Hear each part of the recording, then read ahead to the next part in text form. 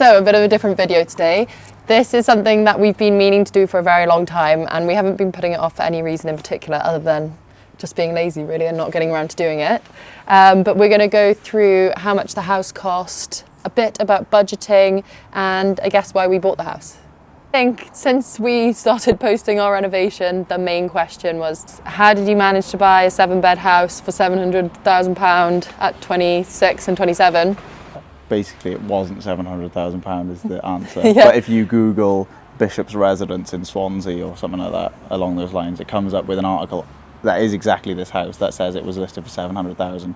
But that article is, I think, 3 or 4 years old. Yeah. It was listed at £700,000 about 3 years ago, and that is what the article refers to. And at this point, it was in pretty good nick. Yeah, it wasn't. There was no signs of damp. At least if it had been covered up, it had been covered up well. But I think genuinely someone was living in here until about 4.5 years ago from now. So maybe 5 years ago from now. So yeah, so I think it was just keeping well. They had the fires running, they had the central heating on, and the damp was staying out just naturally.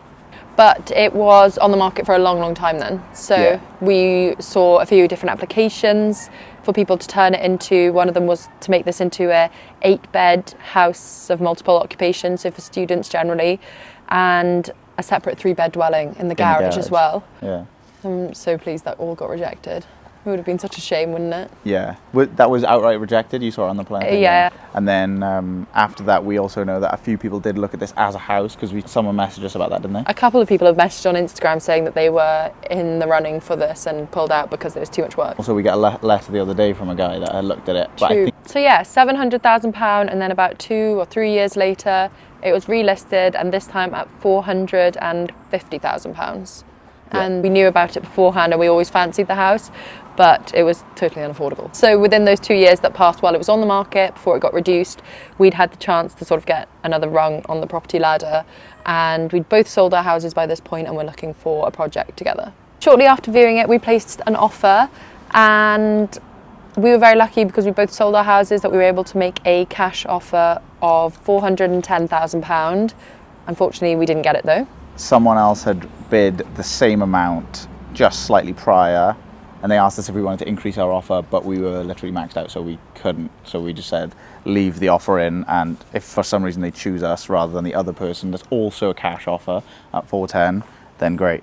But they chose the other people because they were there first. A couple of months later, Louis got a call from an estate agent who he knew from buying a house through, and he said that that sale had fallen through because the guy hadn't been as sort of transparent about where his funds were coming from. Yeah, he wasn't really a cash buyer, was kind of what he alluded to, yeah. Yeah, he had to make a sale or something like that. Yeah, something like that, yeah. So they offered it to us again, we viewed it, and we put in our same offer of 410 again, and it was accepted. I think we were extremely lucky. I mean, £410,000 is a huge amount of money, but it's still a brilliant price for the amount of house that we got in the area. And I think that comes from having a lot of bargaining power as a cash buyer. I think something that illustrates that is that we know somebody who made an offer at the same time as us for £430,000 but with a mortgage. So they chose to forfeit 20 grand for a cash buyer. Yeah. So I think we were just very lucky in that respect. To sum it up, we purchased for 410 plus fees and things like that.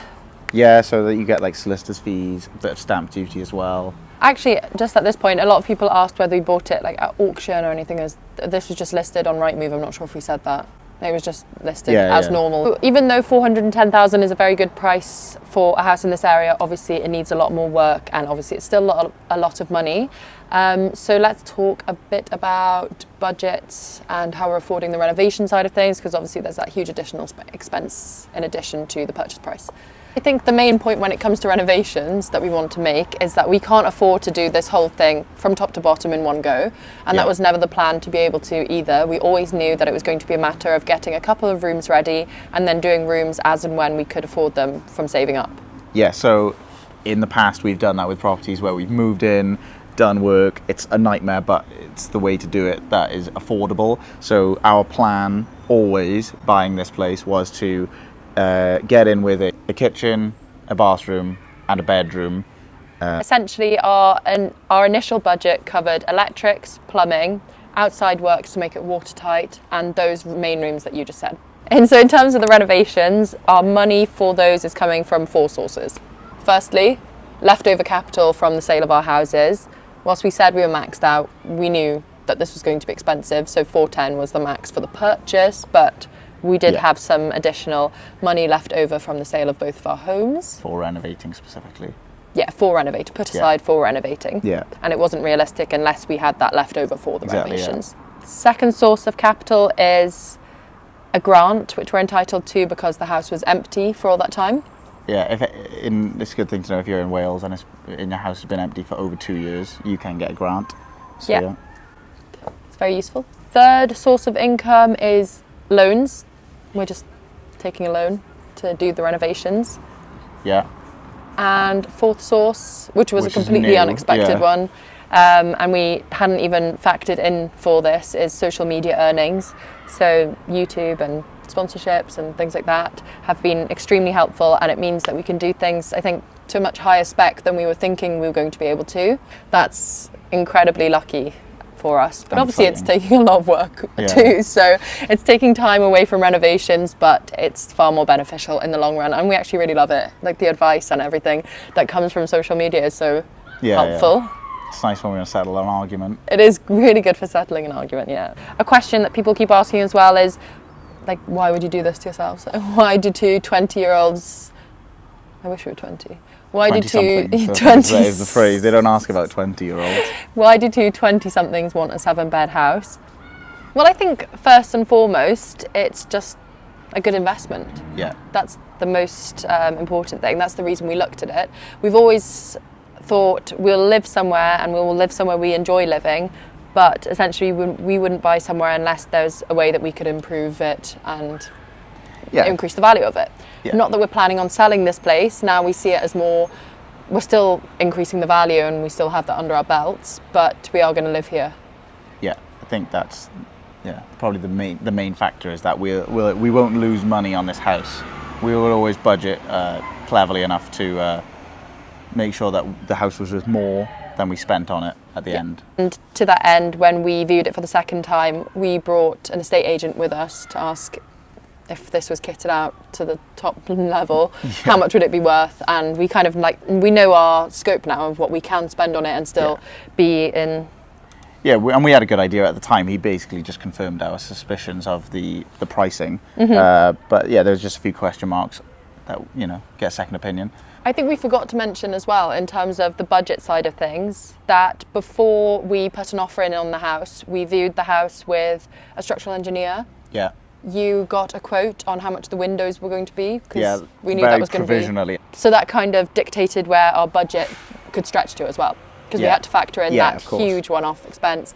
So we definitely had a big think about this. This was a very thought out decision. So the other thing obviously is why this house is just because it is completely unique. There's plenty of homes in Swansea, but there aren't many like this one with all the period features, the size on the rooms, its location as well is one thing that we are actually, as I said, my last home I did up was just up the road.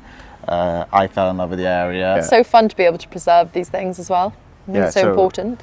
And I think finally the other point for us is that we were always going to do a project house to live in, but this one gives us a lot more sort of longevity, so we can move into part of it, have that really nice and comfortable, so it gives us a great place to live. But because of the way that the house is laid out, it also gives us the opportunity to section off certain parts so we can live perfectly comfortably but still have a lot more project to do them when we can afford to do them and not right away. And not have to sort of do lots of little projects and incur the fees each time we do each one of those projects. This is like one massive years and years worth of project in it without having to move every time, because we have moved a lot over the last few years. We've talked a lot in this video about these projects that we've done before that led us to be able to afford this one. So I don't know if people want to see a bit more about those houses and what we did to them. If so, let us know, because that's definitely something we could pull together, what photos and videos we have, and they're actually already nearby, so we could do a bit of filming as well. So let us know if that would be of interest to you, or if you're just interested in Belgrave Villa, then just tell us to shut up. Thank you so much for watching this video. I'm sorry if you're disappointed that it's not a renovation update, but it was our most asked question for a long time, so we thought we may as well just chat a little bit about it. And I hope you enjoyed. Please like and subscribe if you did, it helps us a lot. And we'll see you next Wednesday. Should I take my sunglasses off or not? I can't, I'll look stupid if I do that, because I'll be like that. Yeah, just keep them on. Yeah, I think it's weird if we're both sat here like the Blues Brothers. I'm a soul man.